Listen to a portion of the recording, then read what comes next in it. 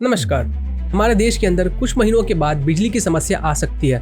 आपको power cut off देखने को मिल सकते हैं, लेकिन घबराने की बात नहीं है।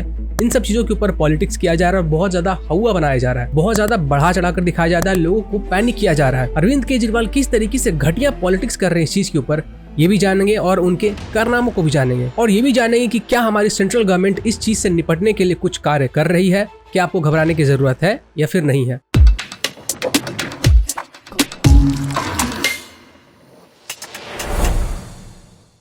अभी हाल ही में अरविंद केजरीवाल ने यह स्टेटमेंट दिया है कि दिल्ली के पास सिर्फ 1 या 2 दिन का ही कोयला का रिजर्व बचा हुआ है और इसके कारण से ना दिल्ली में पूरा अंधकार छा जाएगा, कहीं पे भी बिजली नहीं आने वाली है। लेकिन हम लोग सेंट्रल गवर्नमेंट से रिक्वेस्ट कर रहे हैं पर फिर भी वहां से कोई रिस्पॉन्स नहीं आ रहा। अरविंद केजरीवाल ने तो दिल्ली के लोगों से वादा किया था कि वो फ्री इलेक्ट्रिसिटी, फ्री वाईफाई और फ्री पानी देंगे। यहाँ तो इलेक्ट्रिसिटी ही नहीं है उनके पास, तो वो इलेक्ट्रिसिटी देंगे कैसे। बहुत गंदी पॉलिटिक्स करते हैं अरविंद केजरीवाल। चलिए इनके बारे में जानते हैं। 2019 में अरविंद केजरीवाल ने ही खुद ये पोस्ट करके पूरा छाती चौड़ा करके कहा था, ये देखो हम लोगों ने दिल्ली में पोल्यूशन को कम करने के लिए जहां भी कोयले से इलेक्ट्रिसिटी पैदा किया जाता है वहां पे बैन कर दिया गया है। कोयले को ही हमने बैन कर दिया, इसलिए दिल्ली में पोल्यूशन बहुत कम होगा। इलेक्शन के टाइम पे इन्होंने तो लोगों को झूठ बोल बोल के खूब वोट लिए।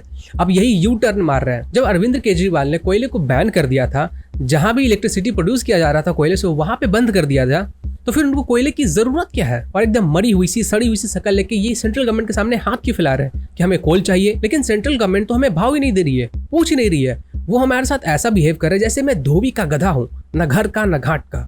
हम गधे सही है, हम गधे पता है। या तो केजरीवाल ने इलेक्शन के टाइम पे झूठ बोला था कि उन्होंने कोयले को बैन कर दिया है, या तो केजरीवाल अभी झूठ बोल रहे हैं और सारा का सारा ब्लेम सेंट्रल गवर्नमेंट में डाल रहे हैं कि हमारे पास कोयला नहीं है और दिल्ली के अंदर इलेक्ट्रिसिटी ही नहीं रहेगा। भारत के बहुत सारे ऐसे राज्य जहां पे कोयले की कमी हो रही है, लेकिन ये कोयले की कमी हो क्यों रही है। कोयले की कमी इसलिए हो रही है क्योंकि 2020 के टाइम पे जब लॉकडाउन लगा था तो उस टाइम पे जितने भी कोल माइनिंग फैक्ट्रीज थे वो कोल माइनिंग कर ही नहीं रहे थे, क्योंकि डिमांड नहीं था तो वो भी कोल नीचे से निकाल नहीं रहे थे।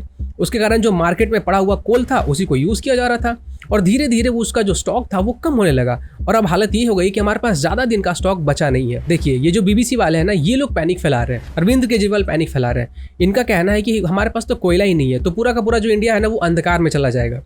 बीबीसी वाले तो और बढ़ा चढ़ा के बोल रहे हैं, अरे भाई तुम्हारे अंदर खुद पेट्रोल नहीं बचा हुआ है, तुम्हारे जो मैक्सिमम पेट्रोल पंप है ना वहाँ पे पेट्रोल ही नहीं है। इन्हीं को कहा जाता है बाप मरे अंधेरे में बेटा बने पावर हाउस। ये जो क्राइसिस है ना वो एक्चुअली में चाइना में आया था। चाइना के बहुत सारे फैक्ट्रीज बंद हो गए थे। चाइना की हालत ये हो गई थी कि वहाँ पे कोल ना होने के कारण इलेक्ट्रिसिटी को एकदम लिमिटेड अमाउंट में दिया जा रहा था। जो फैक्ट्रीज थे ना उनको तो इलेक्ट्रिसिटी मिल ही नहीं रहा था, लेकिन जो डोमेस्टिक पर्पज जैसे जो घर होते हैं, अपार्टमेंट होते हैं, वहाँ पे उनको सिर्फ और सिर्फ रात में ही इलेक्ट्रिसिटी मिलता था। लेकिन ये बीबीसी वाले उसके बारे में कुछ नहीं बोलेंगे क्योंकि उनका बाप लगता है ना। तभी तो मैंने कहा बाप मरे अंधेरे में बेटा बने पावर हाउस। अब आपके मन में ये सवाल आ रहा होगा कि चाइना में कोल की कमी क्यों हुई। चाइना में कोल की कमी इसलिए हुई क्योंकि ऑस्ट्रेलिया से जितने भी कोल आते थे ना वो उनके पोर्ट के ऊपर ही रिजर्व पड़े हुए हैं, क्योंकि ऑस्ट्रेलिया और चाइना का जो रिलेशन है वो बहुत खराब होता जा रहा है। ऑस्ट्रेलिया जो है वो सपोर्ट करता है ताइवान को। अब जो चाइना है वो कहता है कि ताइवान जैसा कोई देश ही नहीं है, ताइपेई है, अब वो हमारा पार्ट है। तो इसीलिए वो लोग ऑस्ट्रेलिया से जो कोल आया था उसको खरीद ही नहीं रहे।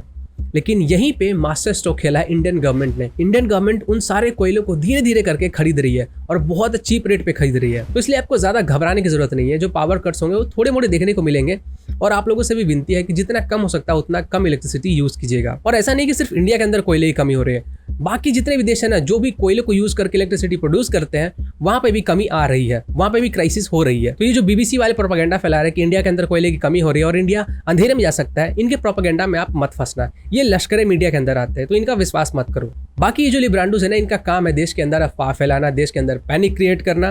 तो ये लोग इस तरीके की चीजें करते रहेंगे। हमारा काम है इनके प्रोपेगेंडे को बस्ट करना, इनको एक्सपोज करना, वो मैं करता रहूंगा। और ये अरविंद केजरीवाल जिस तरीके से गंदी पॉलिटिक्स करते हैं मुझे समझ में नहीं आता है। कोरोना के टाइम पे इन्होंने झूठ मूठ का अफवाह फैलाया कि हमारे पास तो गैस सिलेंडर बचे ही नहीं है, लेकिन जब ऑडिट होना शुरू हुआ तो ये बोलने लगे अरे हमारे पास तो ऑक्सीजन है, कोई जरूरत नहीं ऑडिट की। खुद ये कोयले को बैन कर देते हैं और फिर बाद में कहते हैं कि अरे यार हमारे पास तो कोयला ही नहीं है, और मोदी जी जवाब ही नहीं दे रहे हैं। मोदी जी चाहते हैं कि पूरा जो दिल्ली है वो अंधेरे में रहे। तो इस तरीके से जो घटिया पॉलिटिक्स अरविंद केजरीवाल कर रहे हैं वो उनको नहीं करना चाहिए, थोड़ी सी शर्म रखनी चाहिए।